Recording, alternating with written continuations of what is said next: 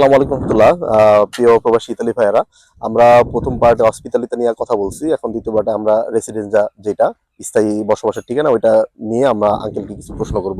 Uncle, রেসিডেন্সিয়া কি already বলছেন, রেসিডেন্সিয়া এবং ডোমিচিলো এর মধ্যে পার্থক্য কি? ডোমিসাইল হলো ঠিকানা, আমি যে ঠিকানা। জায়গায় থাকি যে আচ্ছা। আপাতত। আর জি জি রেসিডেন্ট হলো যে জায়গায় আমি স্থায়ীভাবে থাকি, জি যে জি। কমিউনিতে থাকি, যে জায়গা রয়েছে বাড়ির মধ্যে থাকি, ওটা হলো রেসিডেন্ট। আর ওকে। ডোমিসাইল যেটা অস্মিতি, যেটা হলো ওদের ঠিকানা, মানে বর্তমানে যেমন আমি জি। মিলানোতে গেছি বা 1 মাস হলো 1.5 মাস হলো কোথায় আছি, সেটা হলো ডোমিসাইল। ডোমিচিলো, ওকে, বুঝতে পারছি আঙ্কেল। রেসিডেন্সিয়ার করার জন্য আমরা কোথায় কোন অফিসে যাবো আঙ্কেল? রেসিডেন্টের জন্য হলো কমিউনিতে। কমিউনিতে যাবো সব হ্যাঁ, সময়? বরাবর কমিউনিতে। এরকম কি কখনো হয় আঙ্কেল, কমুনা ছাড়া কুস্তরা যে রেসিডেন্স না করা না যায় না, এটা কখনো পসিবল সম্ভব? না, পসিবল। ওকে, ঠিক আছে আঙ্কেল।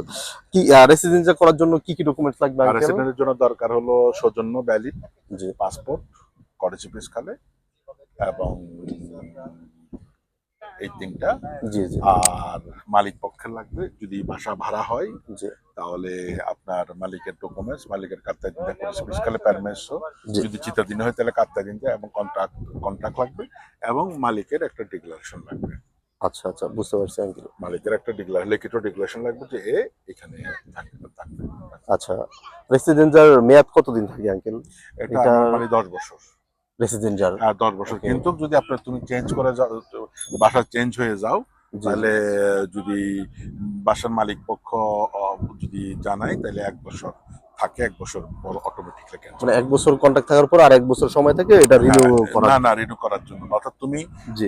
এক জায়গা থেকে আরেক জায়গায় চলে গেছো, ওকে। এবং মালিক পক্ষ কমিউনিতে জানাইছে জানাইছে যে যে লোকটা আমার বাসায় থাকে না, থাকে না এখন। তখন তাদেরকে 1 বছরের সময় দেয়। ওকে। 1 বছর, 1 বছর পরে অটোমেটিকলি ক্যান্সেল হয়ে যায়। আচ্ছা আচ্ছা। আচ্ছা আঙ্কেল, একটা অপরক প্রশ্ন করি, সেটা হচ্ছে রেসিডেন্সিয়া নিতে কি কোনো টাকা লাগে?